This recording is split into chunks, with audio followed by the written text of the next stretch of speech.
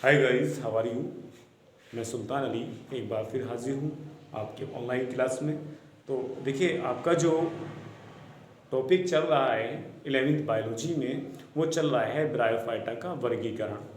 ठीक है भाई। इससे पहले हमने ब्रायोफाइटा के बारे में आपको बताया था। ठीक है, इस और उससे पहले हमने थैलोफाइटा पढ़ाया था। तो थैलोफाइटा एक बार फिर रिवीजन करा देते हैं। थैलोफाइटा में ऐसे पौधे आते हैं जिनमें क्या होता है, जड़, तना, पत्ती, जिनका शरीर बटा हुआ नहीं होता है। वो ऐसे लगते हैं जैसे कोई थैला किया गया, तो इसलिए उन्हें थैलस बोलते हैं या थैलोफाइटा बोलते हैं। ठीक है, क्योंकि ना तो उनमें जड़ होती है, ना तना होती है, और ना ही पत्तियाँ होती हैं। ठीक है। तो देखिए, उससे बाद में इस कुछ विकसित पौधे होते हैं ये क्या जो कि नम छायेदार स्थानों पर पाए जाते हैं और पानी के अंदर भी पाए जाते हैं, उन्हें बोलते हैं ब्रायोफाइटा। इनमें क्या होती है, वास्तविक जड़, तना, पत्ती तो होती नहीं है, लेकिन उसकी तरह क्या होती हैं, कुछ जड़ जैसी, पत्ती जैसी और तने जैसी संरचनाएं पाई जाती हैं, जिसे मूलसम, तनासम या क्या बोलते हैं, पत्ती सम संरचना बोलते हैं।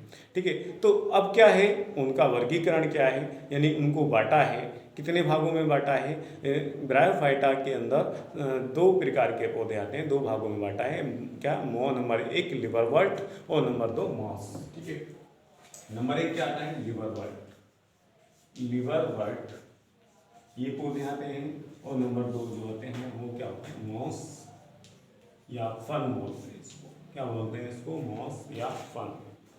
ठीक है भाई, या फ्यूनेरिया बोल देते हैं इसको, मॉस या फ्यूनेरिया। ठीक है भाई। तो इसमें देखिए, यहाँ पर लिवरवर्ट जो है, लिवरवर्ट कैसे पौधे होते हैं, लिवर मीन्स क्या होता है, यकृत। तो इन पौधों की जो संरचना होती है लिवरवर्ट की, वो ऐसी होती है जैसे कोई यकृत का आपने चित्र देखा होगा। ठीक है, इस तरीके से इस तरीके से होता है यकृत हमारा। ठीक है भाई, यहाँ पर ये लोग होती हैं, तो ये यकृत की तरह इनकी भी आकृति कैसी होती है, यकृत की तरह होती है। कैसी होती है वो दिखा देते हैं आपको। ठीक है, इस तरीके की संरचना होती है इसमें, यहाँ पर।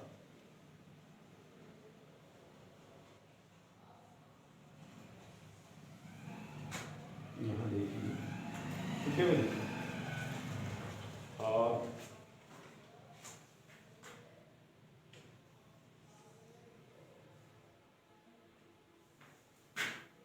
इस तरीके की ये संरचना होती है। ठीक है, ये पत्तियां जैसी संरचना होती है, वास्तविक पत्तियां नहीं होती हैं। ठीक है, ये सारा। और यहाँ पर क्या होता है, इसमें एक पार्ट्स यहाँ पर जड़ जैसी संरचनाएं होती हैं, यहाँ जिसे मूलाधार बोलते हैं या मूल संरचना बोलते हैं। और यहाँ पर क्या होता है, यहाँ पर एक स्ट्रक्चर पाई जाती है जो कि क्या होती है, इसका नर या मादा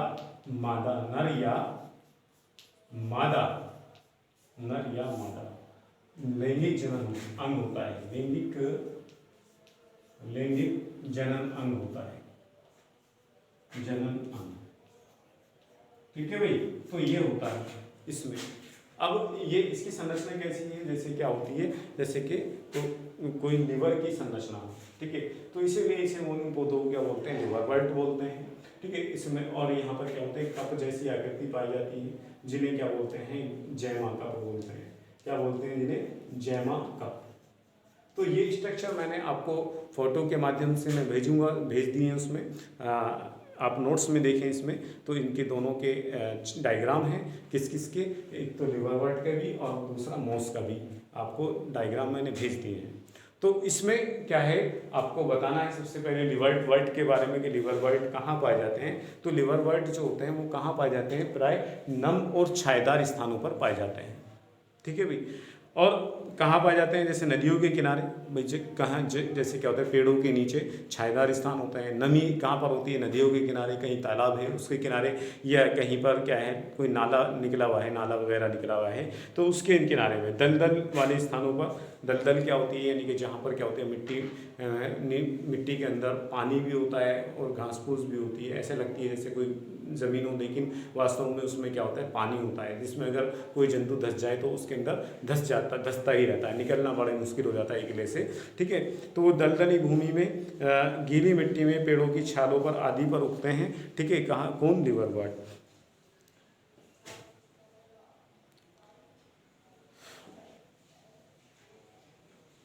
अब ये कह रहा है कि लिवरवर्ट की पादपकाएं थैलासाप होती है। थैलासाप यानी कि लिवरवर्ट का भी जो शरीर होता है ऐसा होता है जैसे थैलस की तरह, यानी कि न जड़ पाई जाती है वास्तविक, ना तना ना ही उसमें पत्ती पाई जाती है।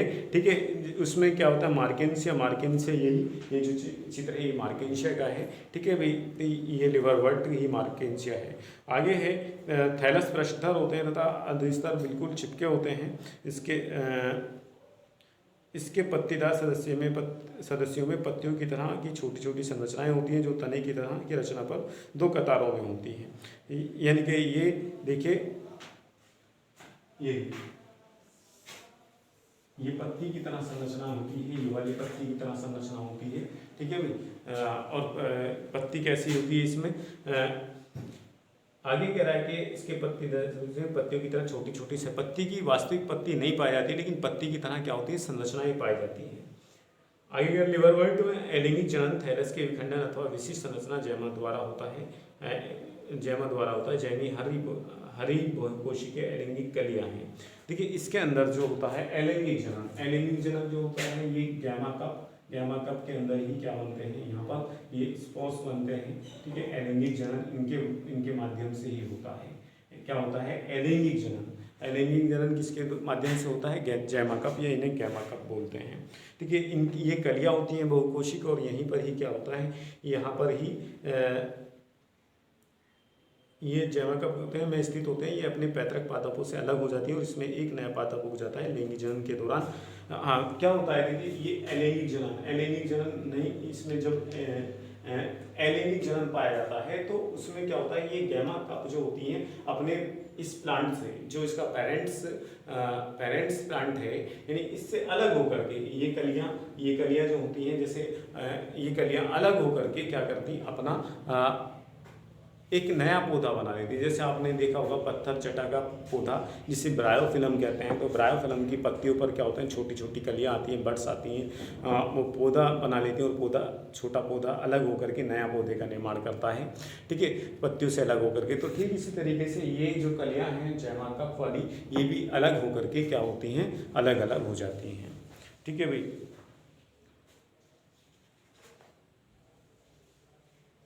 क्या होता है देखिए,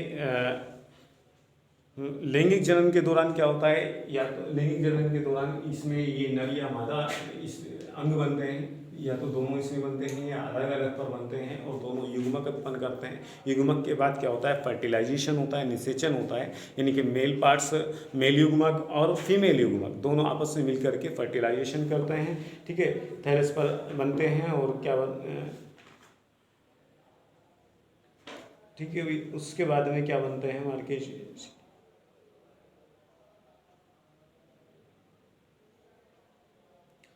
वो क्या करते हैं फिर लैंगिक जनन की प्रक्रिया को पूरा करते हैं। और स्पोरोफाइट में एक पाद सीटा तथा कैप्सूल मार्केंसिया होता है। वो कैसा होता है वो दिखला देते हैं।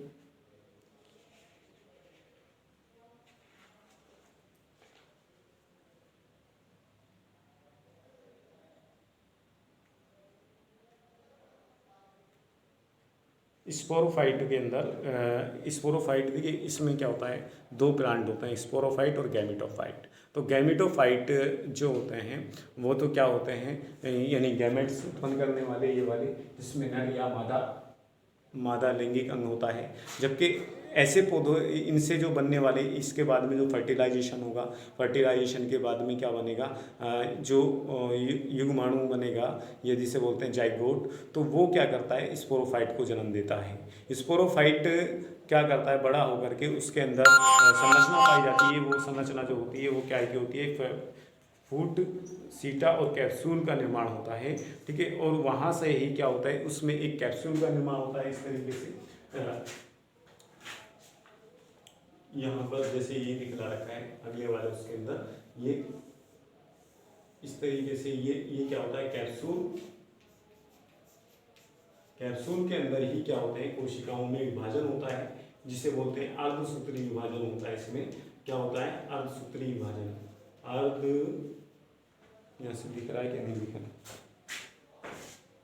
यहाँ देखिए इस तरीके से ये कैप्सूल का निर्माण होता है और इसी में ही ये कोशिकाएं बनती हैं जिसे बोलते हैं अर्धसूत्री विभाजन। क्या बोलते हैं इसमें?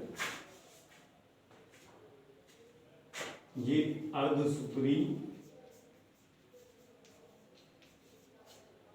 विभाजन, अर्धसूत्री विभाजन होता है इसमें। अर्धसूत्री विभाजन के फलस्वरूप ये क्या होते हैं, इसमें स्पोर बनते हैं। क्या बनते हैं? इसमें स्पोर बनते हैं और हर एक स्पोर ये फट करके कैप्सूल स्पोर मुक्त करता है और स्पोर मुक्त करने पर क्या होते हैं, ये स्पोर एक अलग नए न्यू प्लांट बनाते हैं। ठीक है भाई, तो ये था क्या आपका लिवरवर्ट के बारे में बात चल रही थी। ठीक है भाई, आगे चलते हैं हम किसके बारे में बात करते हैं, इसके बारे में बात करते हैं।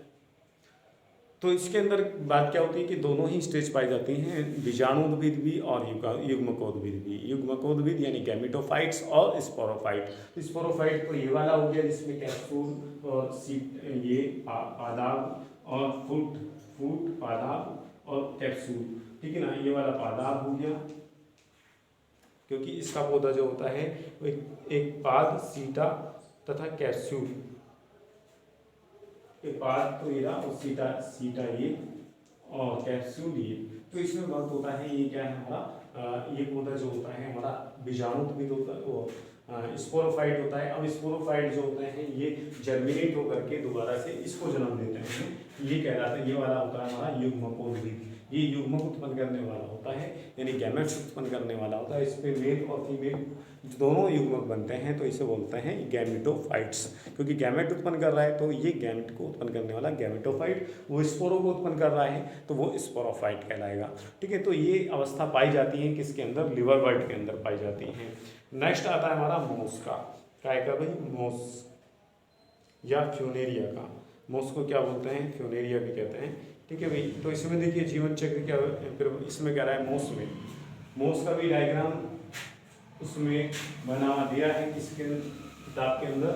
मैंने आपको उसका डायग्राम दे दिया है मोस का। नंबर 2 चलते हैं मोस। तो मोस में देखिए क्या है, मोस के बारे में पढ़ते हैं। मोस को क्या बोलते हैं? फ्यूनेरिया भी कहते हैं। जीवन चक्र की प्रभावी अवस्था युग्मकोद्भिद होती है, जिसकी 2 अवस्थाएं होती हैं। भाई इसकी जो प्रभावी अवस्था बतलाई है, क्या प्रभावी अवस्था, मोस की प्रभावी अवस्था कौन सी होती है? वो होती है युग्मकोद्भिद। क्या? युग्मकोद्भिद। देखिए युग्मकोद्भिद यानी गैमेटोफाइट्स। फाइट्स मीन्स प्लांट और गैमेटो माने युग्मक, यानी युग्मक उत्पन्न करने वाले पौधे। वो वाली अवस्था इसकी क्या होती है? खास होती है, प्रभावी अवस्था होती है, जिसकी 2 अवस्थाएं होती है। पहली अवस्था प्रथम तंतु जो स्पोर बनाता है। ठीक है, आगे है यह विसर्पी हरा शाखी तथा प्राय तंतु में ही होता है। इसकी दूसरी अवस्था पत्ती की तरह होती है।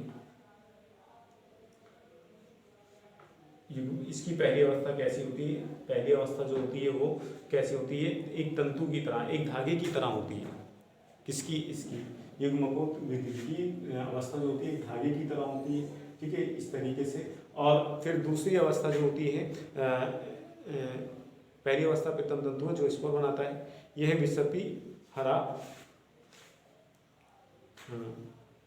विसर्पी हरा शाखी तथा प्राय तंतुमयी होता है। तंतुमयी यानी कि जैसे कोई धागा हो, इस तरीके की संरचना होती है इसकी, किसकी? युग्मकोद्भिद की पहली अवस्था। और दूसरी अवस्था जो होती है वो पत्ती की तरह होती है, जो प्रथम तंतु से पार्श्विक कली के रूप में उत्पन्न होती है। यानी कि इसमें क्या होती है? इस तरीके से पत्तियाँ निकलती है।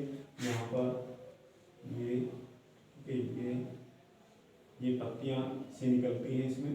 तो ये इसकी दूसरी अवस्था होती है, किसकी? युग्मकोद्भिद की। ठीक है, युग्मकोद्भिद की फर्स्ट स्टेज और सेकंड स्टेज, यहाँ पर ये पत्तियाँ निकल जाती हैं इसके अंदर। ठीक है भाई, नेक्स्ट जो है, नेक्स्ट कह रहा है कि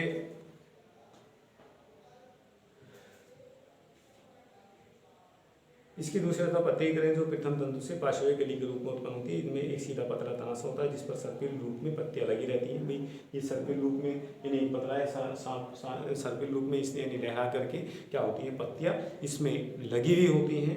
इस अवस्था में लैंगिक अंग विकसित होते हैं, यानी कि यही अवस्था होती है जिसमें क्या होता है? लैंगिक अंग बनते हैं, क्योंकि ये युग्मक उत्पन्न करते हैं। तो तो इसी अवस्था में क्या होता है, लैंगिक अंग उत्पन्न होते हैं। मौस में कायिक जनन द्वितीयक प्रथम तंतु के विखंडन और विकुलन द्वारा होता है।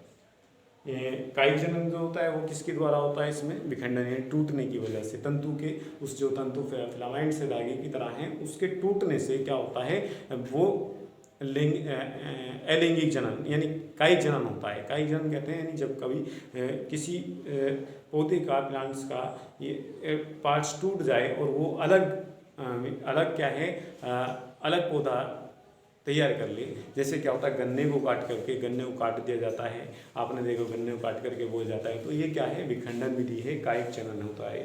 ठीक है, तो इसमें कायिक जनन भी होता है। आगे कह रहा है कि लैंगिक जनन में लैंगिक अंग कुंदानी स्त्रीधानी पत्तीदार प्रहरों की चोट पर स्थित होती हैं। ठीक है भाई, ये पत्तीदार प्रहरों की चोटी पर स्थित होती है, प्रहरों की चोटी पर स्थित होती हैं, यानी कि यहाँ पर प्रहरों पर पत्तीदार, इसकी यहाँ पर क्या होते हैं, लैंगिक अंग होते हैं, यहाँ लैंगिक अंग होते हैं इसके, जो क्या करते हैं, जो यहाँ पर युग्मक का निर्माण करते हैं। ठीक है भाई, आगे देखिए ये कह रहा है कि निषेचन के बाद युग्मनज से स्पोरोफाइट विकसित होता है। जब फर्टिलाइजेशन हो जाता है तो इसमें ही क्या होता है, यहाँ पर इसके बाद में एक पौधा बनता है यही पूरा, और उसमें युग्मकोद्भिद क्या होता है, स्पोरोफाइट। ये तो युग्मकोद्भिद होता है, फिर स्पोरोफाइट का निर्माण होता है। और स्पोरोफाइट में क्या होता है, देखिए स्पोरोफाइट जो पात सीटा तथा कैप्सूल में विभाजित होता है। पात यानी कि वो इसी तरीके से पौधा बनता है। ठीक है, यहाँ पर इस तरीके से पत्तियां होती हैं इसमें, ये पात, सीटा और कैप्सूल।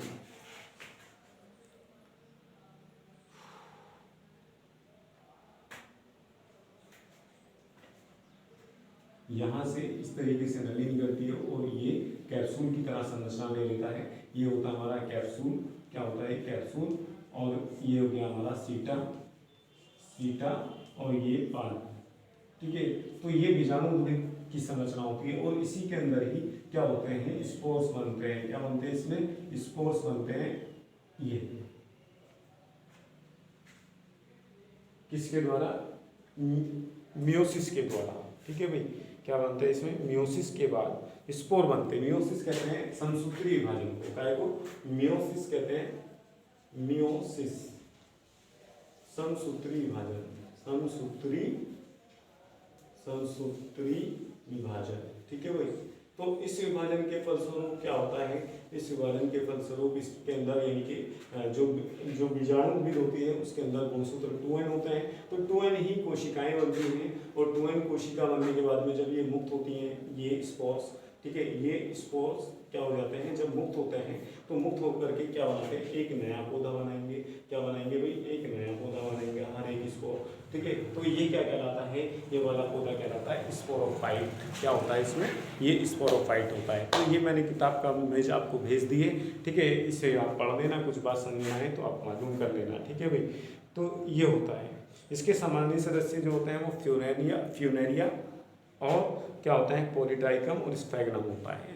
इसके चित्र हैं किताब के अंदर, तो उसे आप देख सकते हैं। ठीक है भाई, कुछ मालूम कर सकते हैं, अगर कुछ समझ में नहीं आया आपके तो उसको आप मालूम कर सकते हैं। ठीक है भाई, तब तक आज के लिए इतना ही काफ़ी है। इंशाल्लाह फिर मिलते हैं, तब तक के लिए खुदा हाफिज़।